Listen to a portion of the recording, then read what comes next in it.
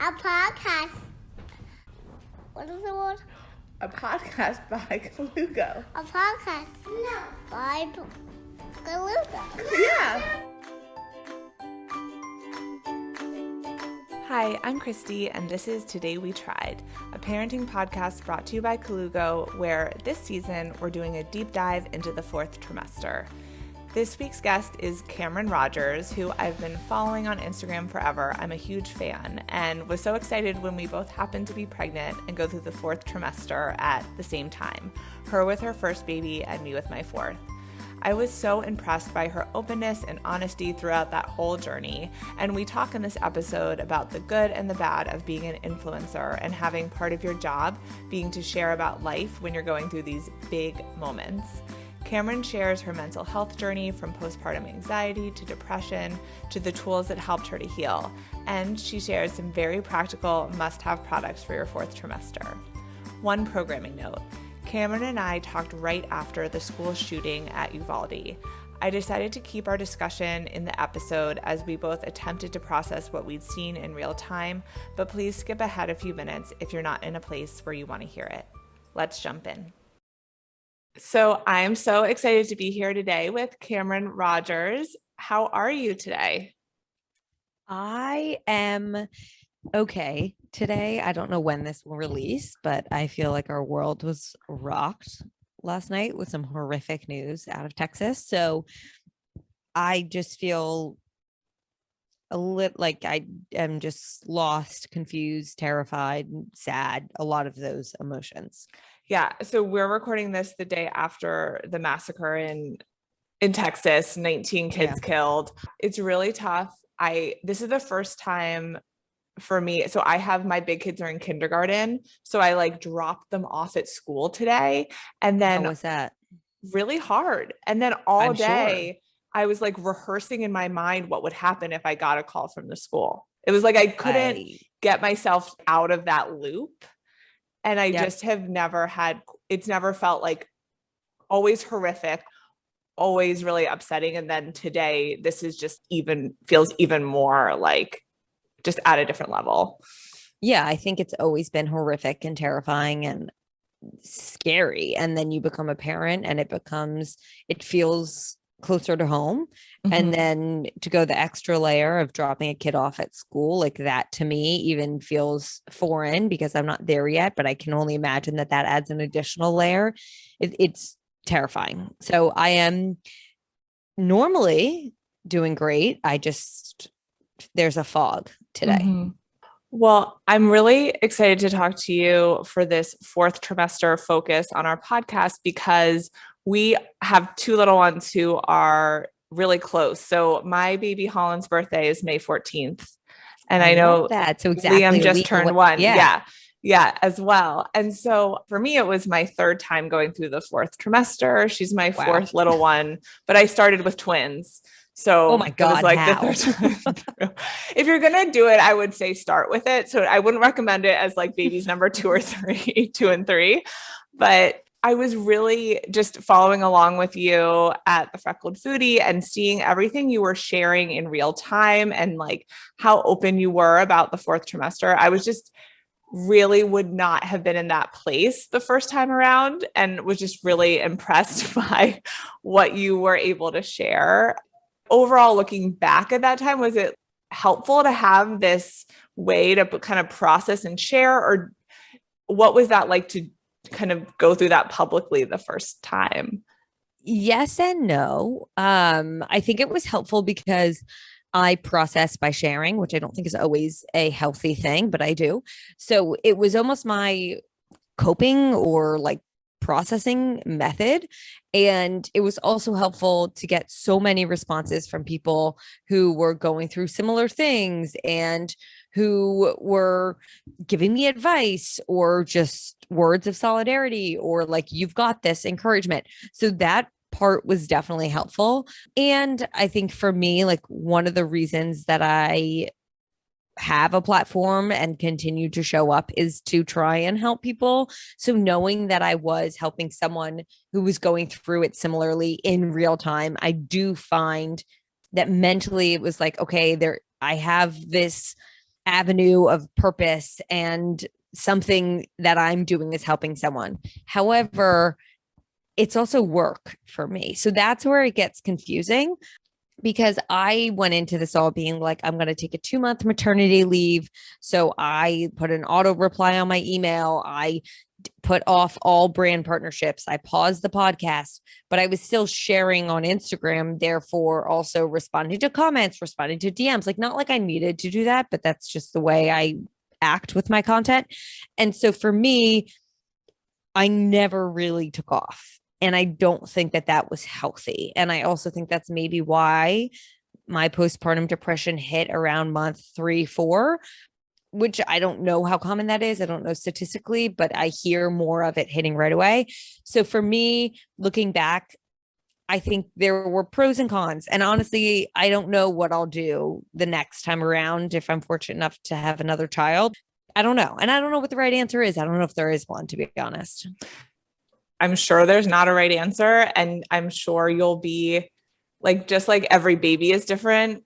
You're so different as a mom each time and as a person. Totally. So it's like, you just will figure it out. I don't know. I feel like in parenthood, it's like, oh, well, once you have your second baby, you're an expert or whatever, you know what you're doing. It's like, well, I've only done this once before, or like, right. It's and with a different child, at a different point. So yeah, you'll figure it out as you go.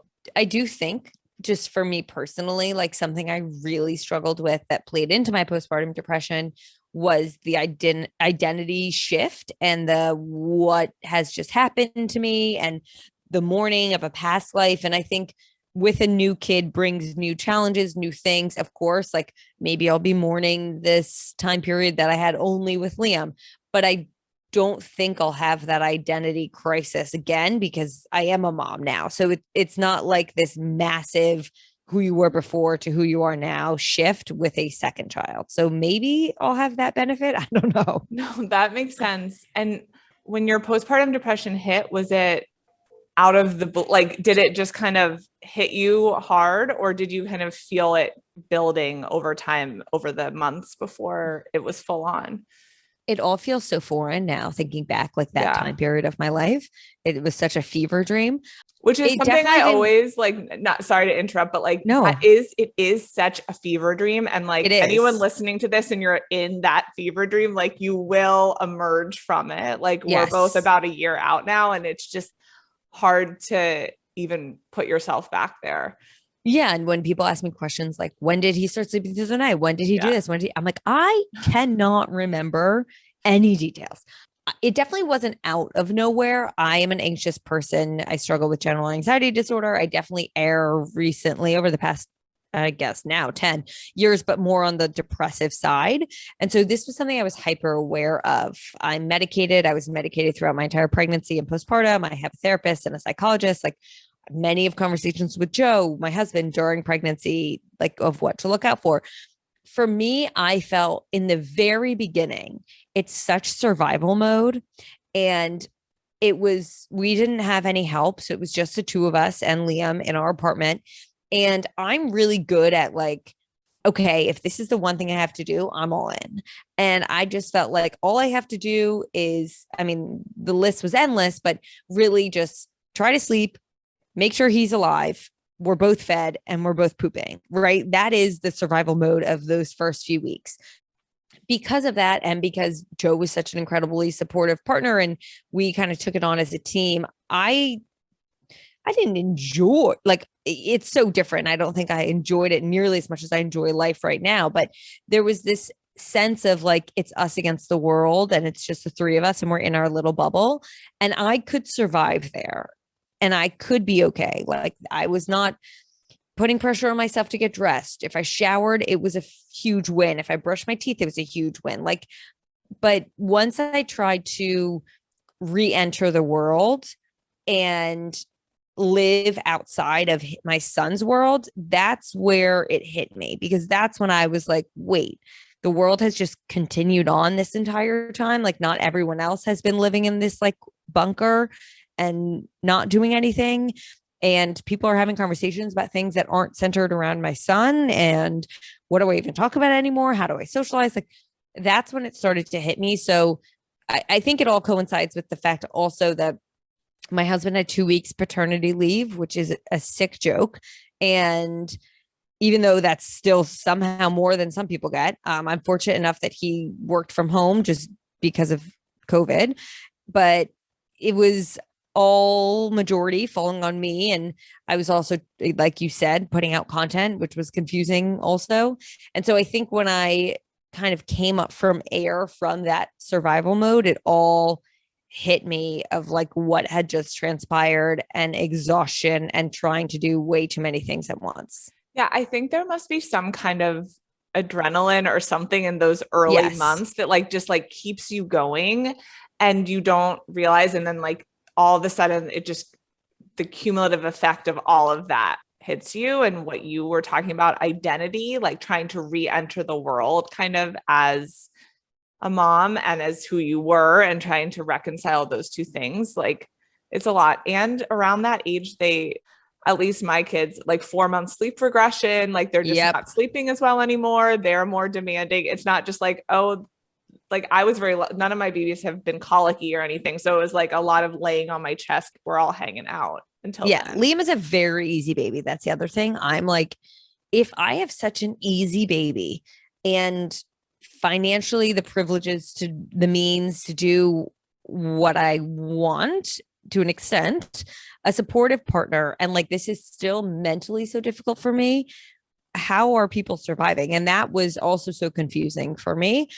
And I think my job is so deeply tied into my personality and life that was confusing when it comes to the identity crisis, because then it's like, well, who am I as a content creator? What type of content am I putting out? How do I show up? So it definitely was a struggle, the fourth trimester, to say the least. Did your postpartum depression hitting coincide with when you were weaning as well? Because for me, when I start to wean is when I really go haywire hormonally and emotionally. I've actually been having this conversation with a lot of women recently. So no, mine did not. Also, I hadn't touched on this, but postpartum anxiety was something I definitely had right away. Right away, I was having these very intrusive thoughts. I call them Final Destination style thoughts. Like they were horrific. I was envisioning like hitting his head on every door, dropping him on the floor, that he was wrapped up in our bed sheets. Like it was really twisted and terrifying for me mentally. But that got better. And then the postpartum depression hit around months like 3, 4. I weaned at, I think it was month 5.5, 6. Okay. So it was after, but it played a massive role. My postpartum depression played a massive role in why I decided to wean. I just felt like hormonally breastfeeding was not the best thing for me mentally. I felt like it was playing a lot into the identity crisis in the sense of my body felt so transactional, like it was just serving a purpose for others and not myself. And also the fact that I was the only one able to feed him. Like I exclusively breastfed, which is a lot. That was a lot of freaking time. So for me, I decided to stop, and I definitely was hormonal during that time, but I also weaned pretty quickly because I ended up I was trying to do it slowly, but I had a massive supply. So I got mastitis, even though I was trying to do everything. And then I was kind of just like, well, screw this. If I'm going to get mastitis doing it the slow way, I might as well just go all in. So it was a very rough week. What did you do? How did you cut it off? Quick, because I'm like the worst. Hell. I do it like the slow. I just torture myself and do it like super, super slowly, and it's a pain. But like, so what did you? I put cabbage leaves actually. Oh, same. Like, okay, Yeah. that actually So does work. You might hear that totally and not believe it, but it really works. It works. So I don't know which one is better, honestly, but I was like gonna try and do it slowly because of my oversupply, and I had gotten mastitis like week 1 of postpartum. So I knew I did not want that again. I cut out one feed at a time. Like I was cutting out one of the middle of the day feeds, and that was like, okay, I was just engorged a little. And then when I went to cut out the second middle of the day feed, that's when it sent me into mastitis, and I had like 100+ fever. It was hell. So then I just was like, you know what? I'm doing everything in my power. So we ended up just using the breast milk that we had left over in the freezer and supplementing it with formula. And then for me, I was just doing like a very quick 5-minute pump at the end of the day and in the morning when I was like the most engorged. And then so many hot showers, just leaning over, like trying to leak out that like extra little bit. Sudafed, which dries up your supply, which is why we're not, I guess, like encouraged to take it if you're breastfeeding. Cabo cream, which is like a cream of the same concept of cabbage leaves, and then actual cabbage leaves. And then so many like cold packs right after I would do that like quick session of pumping, and just a lot of tears. Yeah, it's so. But that was another thing. Yeah. I thought it was just going to be a flip of the switch, and it was not at all.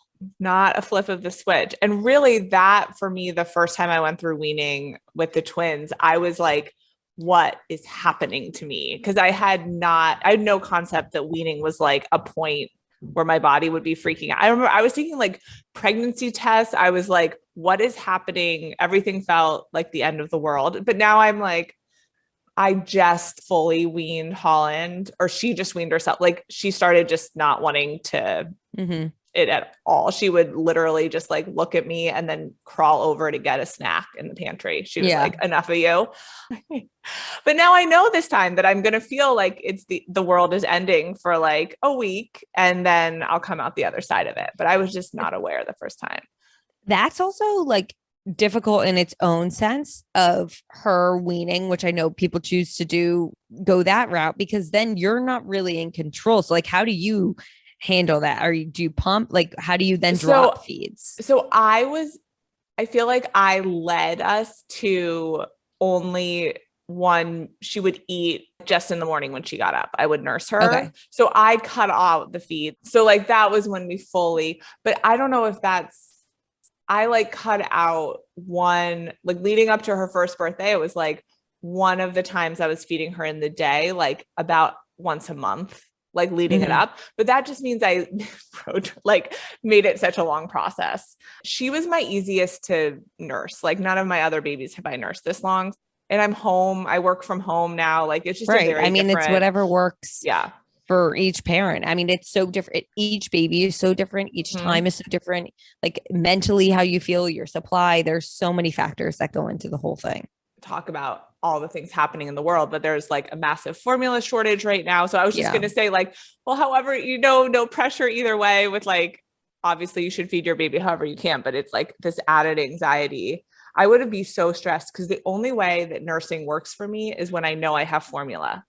Like I have to have formula, then you don't have the anxiety. No pressure. Like I don't feel like they got a good meal. If they're hungry again, like a half an hour later, I can just like make a bottle of some formula. And that's the way it works for me, combo feeding. I can't imagine now babies who are dependent on formula, like, and on special medical, like formulas are the ones who are the most affected right now. So, okay. So you mentioned Joe and how supportive he is as a partner.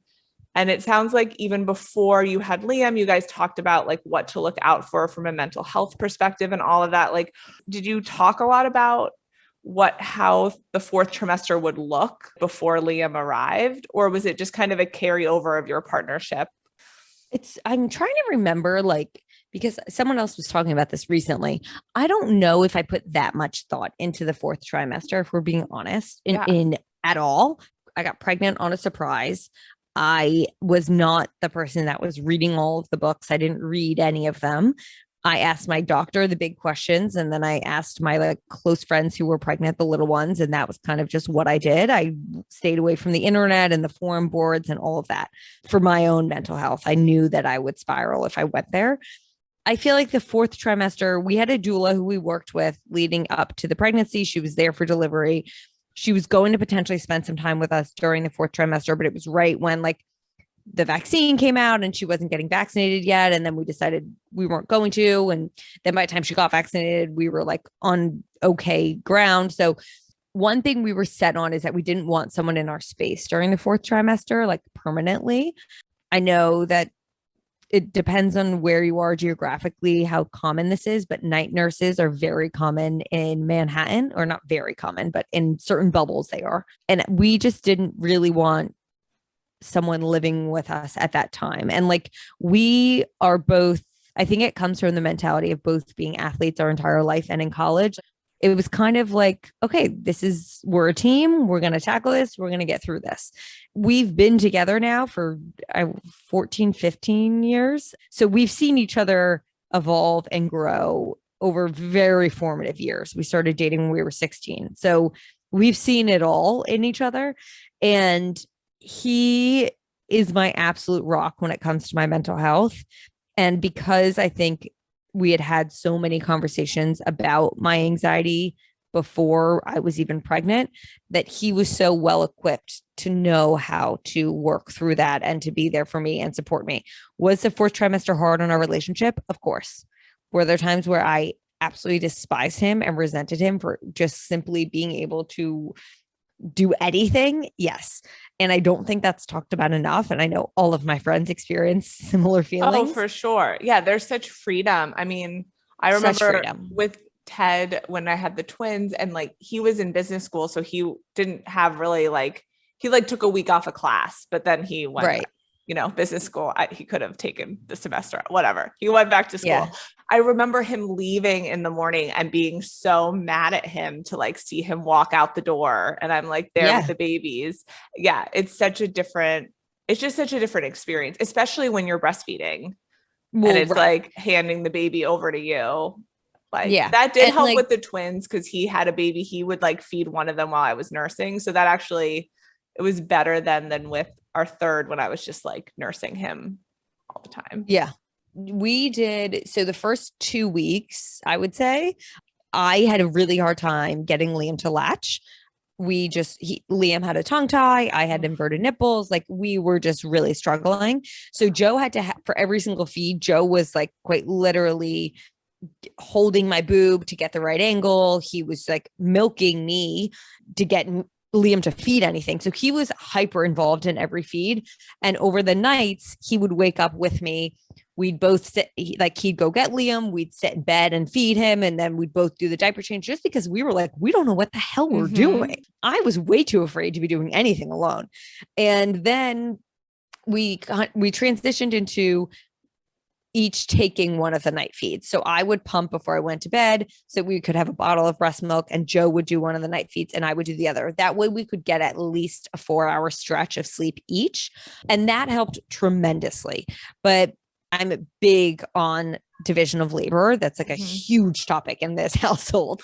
And I talk about it on my podcast a bit, but you have to be cognizant and adamant about splitting up tasks, tackling things, offloading certain things from your plate, because the mental load of parenting is so real.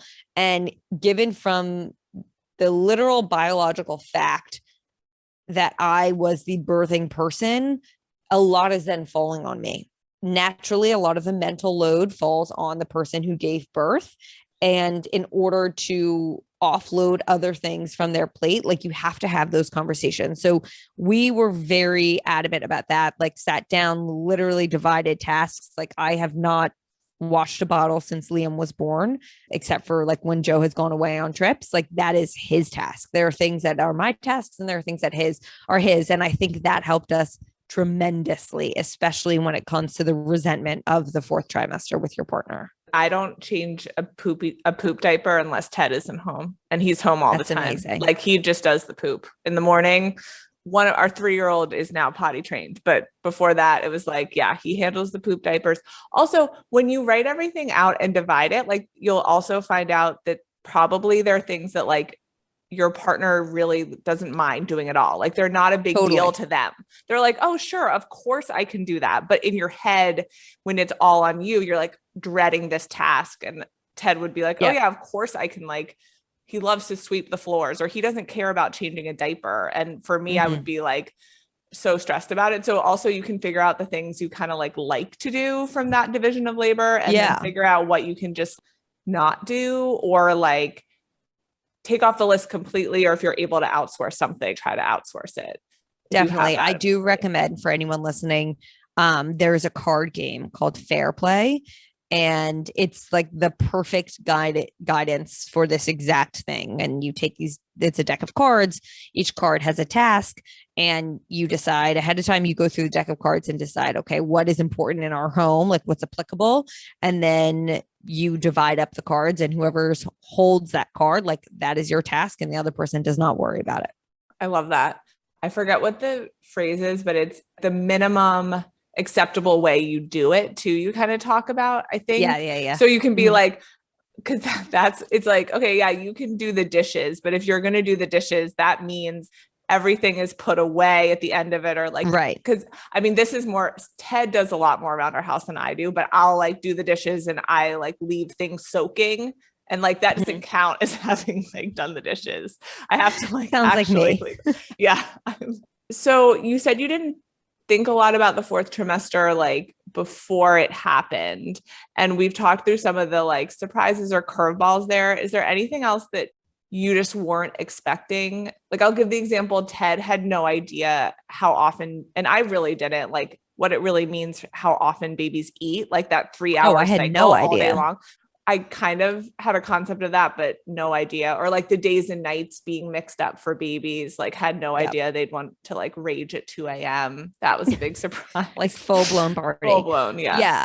I didn't know how often they ate. I did not know how hard breastfeeding would be. Mm-hmm. I was not expecting the just filth that I felt 24/7 of myself. Like the smell, the scent of my body was horrific. Like I just never felt clean. I also don't think I was ready for the like hormonal roller coaster. I just remember when it would get dark out, when the sun set, feeling like really dark mentally, and sitting there. I have a photo of me on my couch, like pumping with both my boobs like hooked up, and I'm just hysterically crying because I'm looking at my dog being like, I haven't given you enough attention, just feeling like the list was endless of things I had and wanted to do. So I don't think I was prepared for that, or just how much there is to do, I guess, like just the tasks. I mean, you said you had postpartum anxiety and depression. Like, what were the key things that helped you like move through that? First and foremost, medication, and my therapist and psychologist, big proponents of those. Meditating has always been a large practice of my life, and that definitely helped.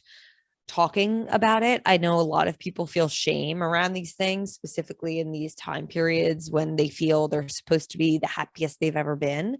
Finding people in your life that you feel safe to talk about these topics with is really important. For me, I mean, ending my breastfeeding journey was truly vital. And I know that that's different for everyone, but that played a huge role in it. I do very little things. Like I'm a big proponent of not all of us just wake up happy. Some of us have to decide that we're going to try to be happy and choose joy. And that looks different for everyone. But for me, it's doing the very small things today and hoping that it'll make a bigger change tomorrow. So getting outside, like in that period, choosing one task every day, and that could be showering. Like that is a complete task that you have accomplished. Listening to fun music in the morning, limiting my social media, reading good books, journaling. Those little things for me make a large difference. Getting outside for me is like the hugest thing. Huge. And is so hard to make yourself do it. Showers are also pretty great.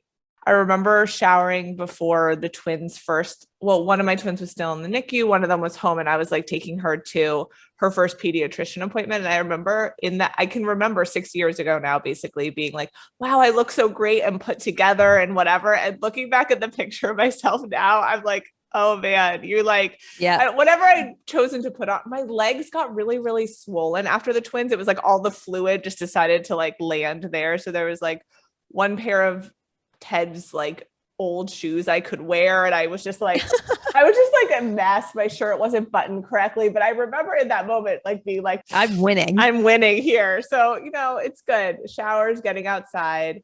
It also is, for me, at least, it's all of the emotions of the fourth trimester. Like I felt everything in like an hour, or in like 30 minutes, I could go from like feeling so happy and like, Totally. wow, this is so amazing. And then like also feeling like it's the end of the world and also feeling desperate and trapped. So just riding that out and remembering there are going to be those joyful moments again. Absolutely. I agree. Was there anything else from like a product perspective that was really helpful during that time? I know I do a lot of like late night Amazon purchasing during that time. So many like boxes would come and I'm like, what is this? Yeah, you don't even this? remember. Like, oh, I bought these things. Yeah. I love all of the Frida products. I find they're amazing, from the Frida Mom, like all, the wipes, the underwear, all of those products for the physical fourth trimester aspect. And then also the baby, whether it's like the snot sucker or the windy or any of those things. The stupidest thing in the world, but I swear it is a gift I give everyone in the fourth trimester, the baby shusher, that like $13 thing that just makes this shush sound. Oh my gosh. But like at a very consistent and like perfect level. And you can't replicate it because it's like you wouldn't be able to breathe if you did. And you just twist it and it does it. Like, it is amazing. It's called the baby shusher, I think. Okay. I totally missed this. This is amazing. Yeah. That I give like a little basket to most of my friends in the fourth trimester. And it's like the baby shusher, the Bumco butt spatula, which I know is not necessary, but I just don't like butt rub and butt paste on my fingers, especially if I have nails. And Tubby Todd all over ointment, which we love. I love that too. We use that. It's our it's great. We have little, and you can get it in like travel tubes, which I really like. It makes it easier for to like that. Especially when your kids get a little older and want to like stick their whole hands in the jar. Like the travel ones are harder for them to do that. And then I just have them like all over the house. So when I need it, okay, good to know. Yeah. Awesome. Well, before I let you go, last question is just, if you could go back to yourself in like the fever dream, and if there was like a piece of advice or just what you would want you to know, like now 1 year in, like what would you want to tell yourself? I would say that it's all temporary. It does in fact get better. To try to take it 1 hour at a time, because the things that you think are so important don't actually matter. It doesn't matter if you get dressed. It doesn't matter if you're doing these things. Like, it doesn't matter if your house is immaculately clean. Like, those things aren't important at that time, in my opinion. Everything is a season, and the fourth trimester is a wild one, but like, yes, we'll pass through. Yeah. Yes. And before I let you go, could you just share all the places listeners can find you? Yeah. Instagram and TikTok, it's at Freckled Foodie. And then my podcast is Freckled Foodie and Friends. I release an episode every Wednesday at 6 a.m. And there is a separate Instagram account for that. That's at FF and Friends Pod. Awesome. Well, thank you so much for chatting with Cameron. Thank you. It was lovely. It was so nice chatting with you. Today We Tried is brought to you by Colugo, a baby gear brand founded by parents for parents. I'm your host, Christy, and our producer is Mike Pilak. Stay tuned for more, and in the meantime, remember, you got this, and we've got you.